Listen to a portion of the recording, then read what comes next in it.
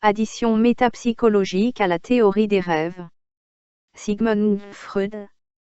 Addition métapsychologique à la théorie des rêves. Nous avons eu à constater à plusieurs reprises combien il est avantageux pour nos recherches de comparer entre eux certains états et phénomènes, que nous pouvons considérer comme des modèles normaux de certaines conditions pathologiques. Certains états affectifs appartiennent à ce genre, comme le chagrin et l'amour, et d'autres de nature différente, parmi lesquels on citera l'état de repos, sommeil, et le phénomène du rêve. Lorsqu'il est allongé dans le but de dormir, l'homme se débarrasse de tous les bandages qui recouvrent son corps et des objets qui constituent un complément à ses organes somatiques ou une substitution de parties de son corps, c'est-à-dire les lunettes, la perruque, fausses dents, etc., et travaille également avec son psychisme, renonçant à la plupart de ses acquisitions psychiques et reconstituant ainsi, dans les deux sens, la situation qui devait être le point de départ de son développement vital. Le sommeil est, somatiquement, un retour au séjour dans le ventre maternel, avec toutes ses caractéristiques d'immobilité, de chaleur et d'absence de stimulation. Beaucoup d'hommes adoptent même la position fœtale pendant leur sommeil. L'état psychique du dormeur se caractérise par un retrait presque complet du monde environnant et la cessation de tout intérêt pour celui-ci. Lorsqu'on étudie les états psychonévrotiques, on est amené à accentuer, dans chacun d'eux, les régressions dites temporaires, c'est-à-dire la quantité de régression qui lui est propre, vers les premières phases du développement. Nous distinguons deux de ces régressions, le développement du moi et le développement de la libido. Ce dernier atteint, à l'état de repos, jusqu'à la reconstitution du narcissisme primitif, et le premier, jusqu'à la phase de satisfaction du désir hallucinatoire. Tout ce que nous savons des caractères psychiques de l'état de repos, nous l'avons constaté dans l'étude des rêves. Celles-ci ne nous montrent pas l'homme endormi, mais elles ne peuvent que nous révéler quelques-uns des caractères de l'état de repos. L'observation nous a révélé certaines particularités du phénomène du rêve, qui nous semblaient d'abord inintelligibles, mais que nous avons depuis parfaitement comprises. Ainsi, nous savons que les rêves sont absolument égoïstes et que la personne qui joue le rôle principal dans leur scène est toujours le dormeur. Cette circonstance découle naturellement du narcissisme de l'état de repos. Le narcissisme et l'égoïsme sont la même chose. La seule différence est qu'avec le terme « narcissisme », nous soulignons que l'égoïsme est aussi un phénomène libidineux. Autrement dit, le narcissisme peut être considéré comme le complément libidineux de l'égoïsme. La capacité diagnostique du sommeil nous est également compréhensible, qui nous révèle, au repos, les symptômes d'une maladie à ses débuts, symptômes passés inaperçus à l'état de veille. Le phénomène du rêve amplifie, en effet, jusqu'au gigantesque, toutes les sensations somatiques. Cette amplification est de nature hypocondriaque, elle suppose que toute la charge psychique a été retirée du monde extérieur et accumulée dans le soi, et permet de découvrir dans les rêves. Changement somatique, qui pendant l'état de veille serait resté inaperçu pendant un certain temps. Un rêve est le signal que quelque chose s'est produit qui tendait à perturber le reste, et il nous indique la manière dont cette perturbation peut être rejetée. Le dormeur rêve au lieu de s'éveiller sous les effets de la perturbation, d'où un sommeil gardien du repos. Au lieu du stimulus interne qui aspirait à attirer l'attention du sujet, un événement externe est apparu, le phénomène du rêve, dont les aspirations ont été satisfaites. Un rêve est donc une projection à l'étranger, d'un processus interne. On se souvient d'avoir déjà trouvé la projection dans un autre lieu, parmi les moyens de défense. Aussi le mécanisme de la phobie hystérique culminait-il dans le fait que l'individu pouvait se protéger, au moyen de tentatives d'évasion, contre un danger extérieur, surgissant à la place d'un stimulus instinctif interne. Mais nous devons différer l'étude attentive de la projection jusqu'à ce que nous arrivions à l'analyse de cette condition narcissique dans laquelle ce mécanisme joue un rôle majeur. Voyons comment l'intention de dormir peut être perturbée. La perturbation peut provenir d'une excitation interne ou d'un stimulus externe. Nous nous occuperons d'abord du cas moins transparent et plus intéressant de la perturbation émanant de l'intérieur.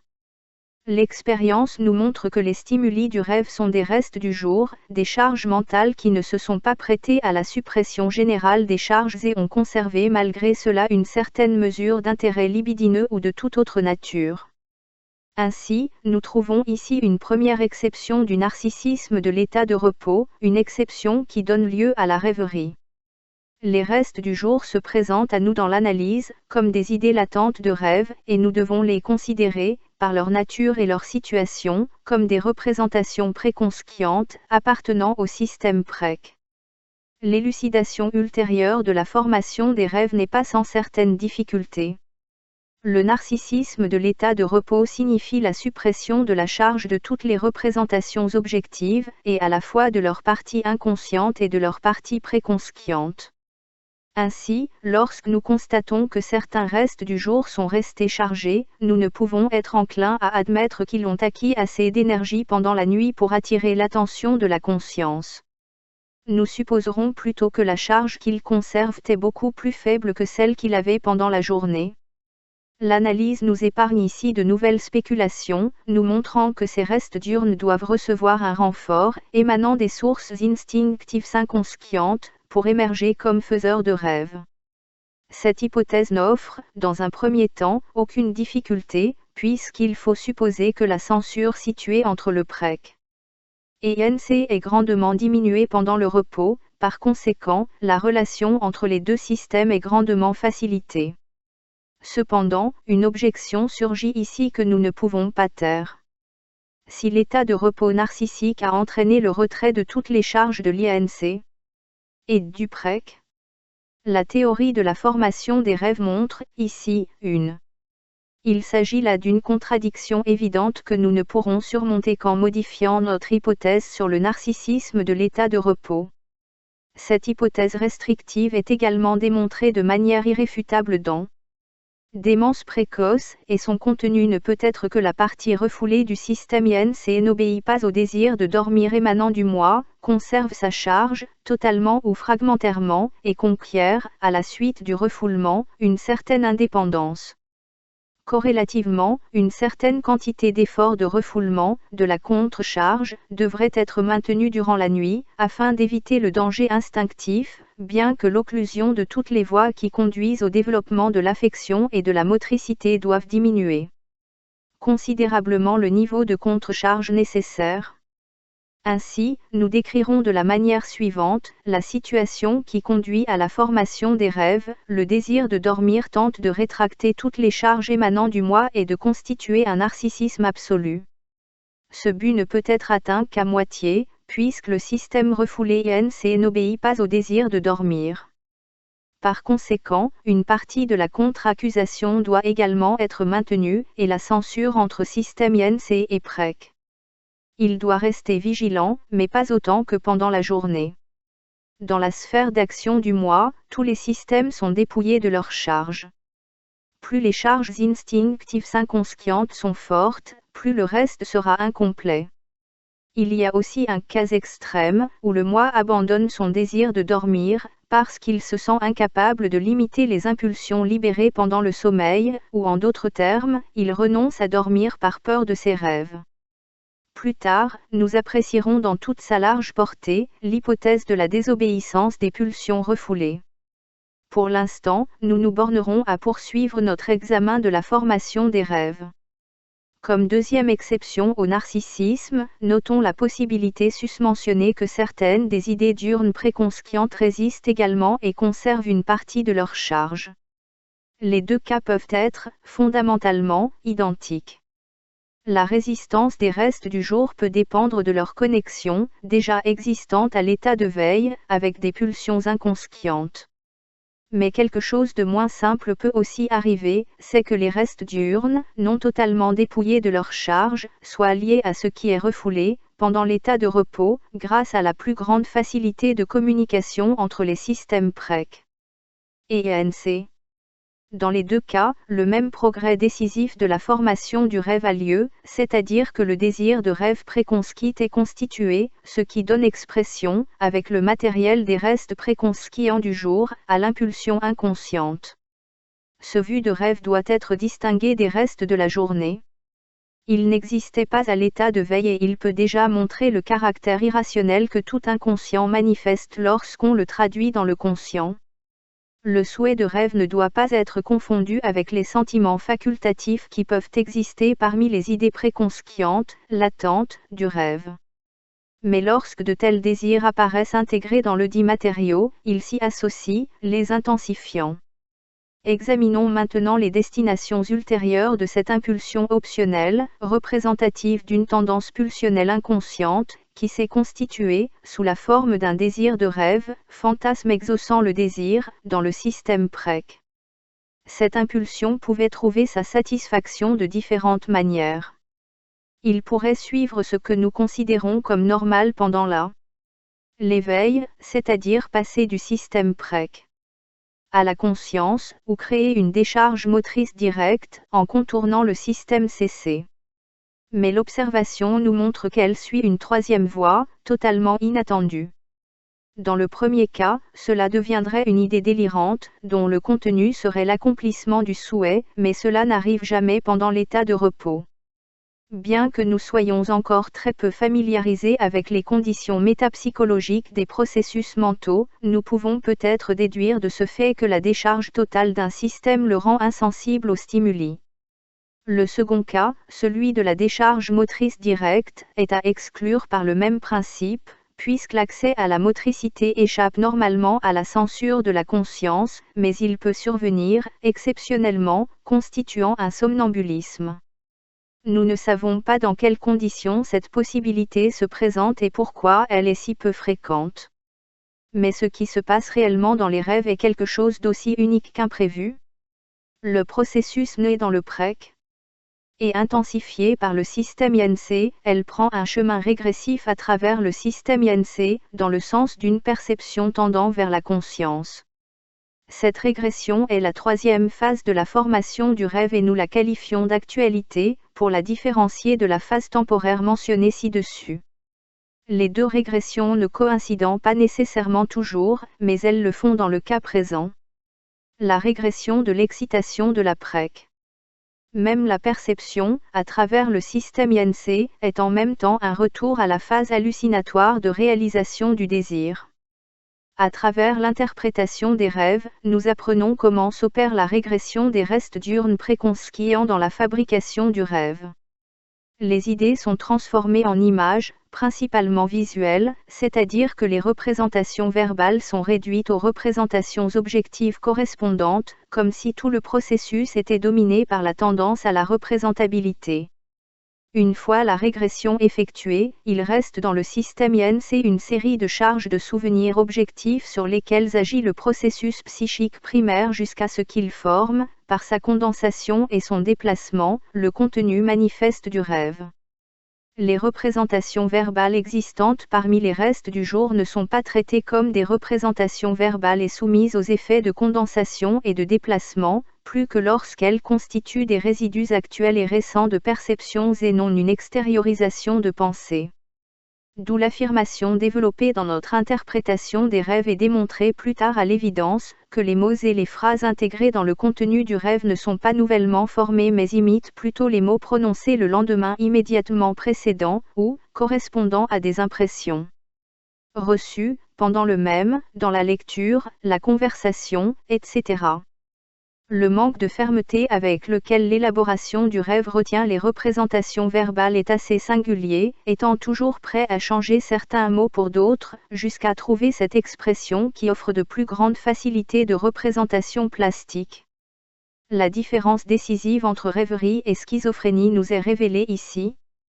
En cela, les mots eux-mêmes dans lesquels l'idée préconsciente apparaît exprimée sont élaborés par le processus primaire, tandis que l'élaboration onirique ne tombe pas sur les mots mais sur les représentations objectives auxquelles ils sont préalablement réduits. Le rêve connaît une régression topique. En revanche, la schizophrénie, non. Dans le rêve, aucun obstacle ne s'oppose au rapport entre les charges, PREC, des mots et les charges, INC, des objets, rapport absolument restreint dans le schizophrénie. L'interprétation du rêve diminue cependant la portée de cette différence.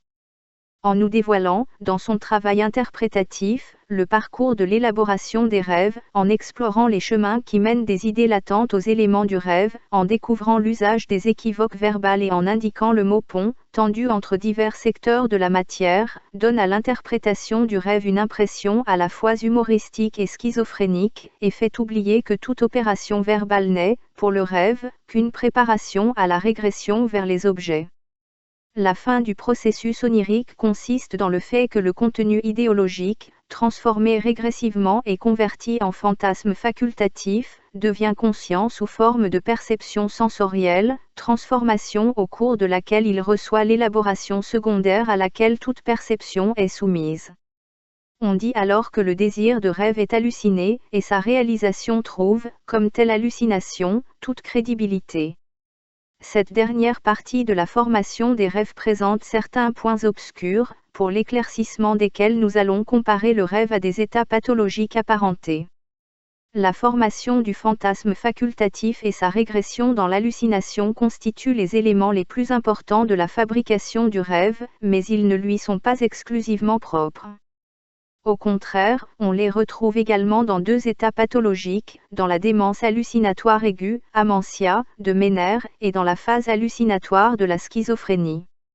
Le délire hallucinatoire de l'amentia est un fantasme facultatif clairement visible, et parfois aussi complètement ordonné qu'un beau rêve éveillé. En général, on pourrait parler d'une psychose hallucinatoire facultative et la reconnaître aussi bien dans les rêves que dans l'amentia. Il y a aussi les rêves, qui ne consistent qu'en des fantasmes facultatifs de contenu ample et pas du tout déformés. La phase hallucinatoire de la schizophrénie n'a pas été étudiée de manière aussi approfondie.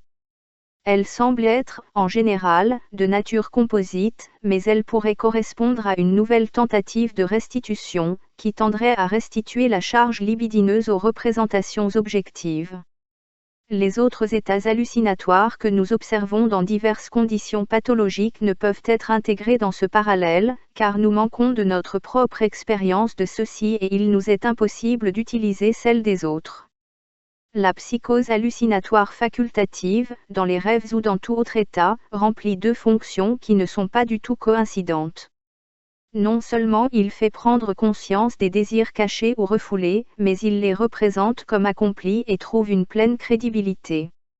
On ne peut pas affirmer que les désirs inconscients doivent être pris pour des réalités une fois qu'ils sont parvenus à devenir conscients, puisque notre jugement est très capable de distinguer les réalités, même des désirs et des représentations aussi intenses que ceux-ci.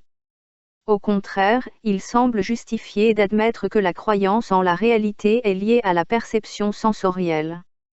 Lorsqu'une idée a trouvé le chemin régressif qui mène aux traces mnésiques inconscientes des objets et de celle-ci à la perception, nous reconnaissons sa perception comme réelle. Ainsi donc, l'hallucination aurait la régression comme prémisse obligatoire. Le mécanisme de celle-ci nous est facilement révélé dans le phénomène du rêve. La régression des idées préconscientes du rêve aux images mnémoniques des choses, se révèle en effet à nous comme conséquence de l'attraction qu'exercent ces représentations instinctives inconscientes, par exemple, les souvenirs refoulés d'événements vécus, sur les idées concrétisées en mots. Mais nous constatons immédiatement que nous suivons ici une fausse piste. Si le mystère de l'hallucination n'était autre que celui de la régression, toute régression suffisamment intense devrait produire une hallucination avec une croyance en sa réalité, et nous connaissons des cas où une réflexion régressive conduit à la conscience d'images très précises de la mémoire visuelle, qui, cependant, nous ne considérons pas un seul instant comme des perceptions réelles. Nous pourrions aussi nous représenter que l'élaboration du rêve avance vers de telles images mémorielles, rendant conscientes celles qui étaient inconscientes et nous présentant un fantasme optionnel, que nous ressentons agréablement, mais dans lequel nous ne reconnaissons pas la satisfaction réelle du désir. L'hallucination doit donc être quelque chose de plus que l'animation régressive des images mémoiriennes elles-mêmes. Il est d'une grande importance pratique de distinguer les perceptions des représentations dont on se souvient intensément. Toute notre relation avec le monde extérieur, c'est-à-dire avec la réalité, dépend de cette capacité. Nous avons accepté la fiction que nous ne la possédions pas toujours, et qu'au début de notre vie mentale, nous provoquions l'hallucination de l'objet satisfaisant lorsque nous en éprouvions le besoin. Mais l'impossibilité d'atteindre la satisfaction par ce moyen nous a incité à créer très tôt un dispositif, à l'aide duquel nous avons pu différencier une telle perception facultative de la satisfaction réelle. Autrement dit, nous avons abandonné la satisfaction hallucinatoire des souhaits et établi une sorte de contrôle de la réalité. Nous allons maintenant nous demander en quoi consiste cet examen de la réalité et comment la psychose hallucinatoire optionnelle du rêve et de L. Amantia réussit à le supprimer et à reconstituer l'ancienne forme de satisfaction. La réponse à cette question nous est révélée dès que nous entreprenons de déterminer plus en détail le troisième de nos systèmes psychiques, le système CC, que nous n'avons jusqu'à présent pas différencié avec une grande précision du système PREC. Déjà dans l'interprétation des rêves, nous avons dû considérer la perception consciente comme la fonction d'un système spécial, auquel nous attribuons certaines qualités et auquel nous ajouterons maintenant à juste titre divers autres caractères. Ce système, auquel nous avons donné le nom de système P, va maintenant être fait coïncider avec le système CC, dont dépend la conscience du travail. Mais même ainsi, le fait de la conscience ne coïncide pas tout à fait avec l'appartenance à un système, puisque nous avons déjà vu qu'il nous est impossible de reconnaître une place psychique dans le système CC ou dans le P. En ajournant la résolution de cette difficulté jusqu'à entrer pleinement dans l'investigation du système CC, nous nous bornerons à anticiper l'hypothèse que l'hallucination consiste en une charge du système CC. P, charge qui ne s'effectue pas, comme d'habitude, de l'extérieur, mais de l'intérieur, et qui a pour condition l'avancée de la régression vers ce système, ignorant ainsi l'examen de la réalité. Dans les pages précédentes et à propos des instincts et de leur destinée, nous admettons que l'organisme, sans défense à ses débuts, a pu se créer, par ses perceptions, une première orientation dans le monde, distinguant un extérieur et un intérieur. Par la relation diverse de ces éléments avec leur action musculaire. Les perceptions qu'il lui était possible de supprimer au moyen d'un acte musculaire étaient reconnues comme extérieures et réelles. En revanche, lorsque de tels actes se sont révélés inefficaces, c'est parce qu'il s'agissait d'une perception interne, à laquelle la réalité était niée. La possession de ce moyen de caractériser la réalité est extrêmement précieux pour l'individu, qui y trouve une arme de défense contre elle et voudrait avoir un pouvoir semblable contre les exigences péremptoires de ses instincts.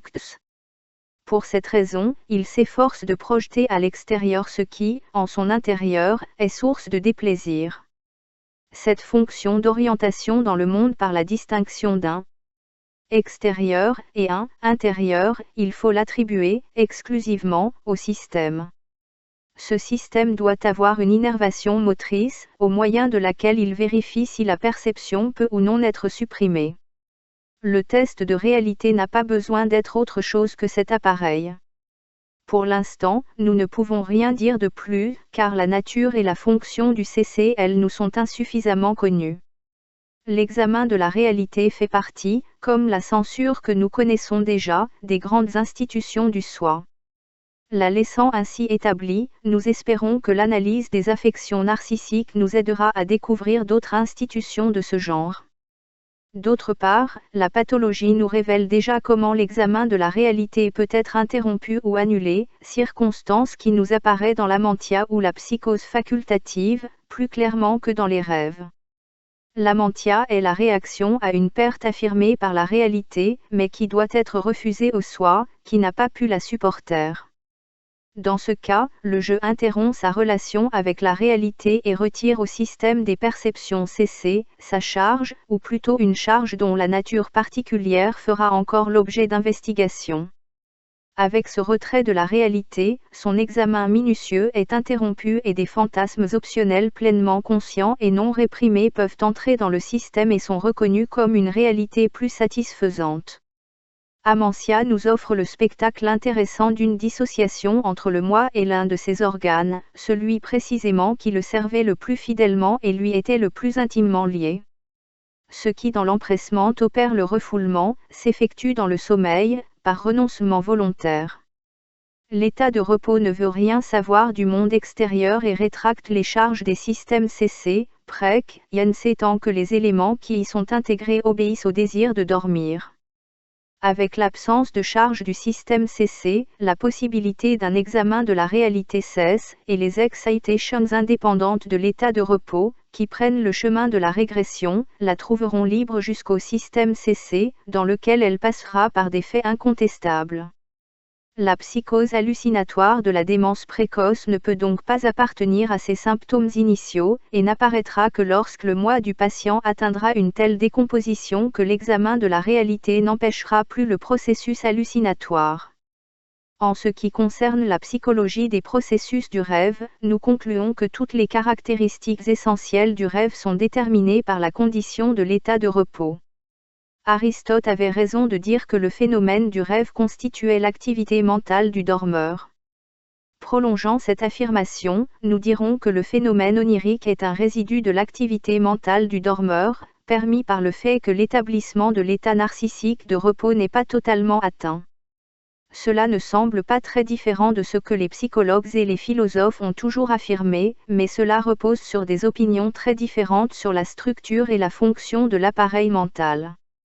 Des avis qui présentent, sur les précédents, l'avantage de nous conduire à l'intelligence du phénomène onirique dans toutes ses particularités. Enfin, nous considérerons l'importance que peut avoir un thème du processus de refoulement pour notre connaissance du mécanisme des troubles mentaux. Dans le sommeil, la soustraction de la charge psychique, libido, intérêt, affecte tous les systèmes de la même manière. Dans les névroses de transfert, la charge est retirée PREC, dans la schizophrénie, celle du système INC. Et en amantia, celle du système. Fin. Addition métapsychologique à la théorie des rêves. Sigmund Freud.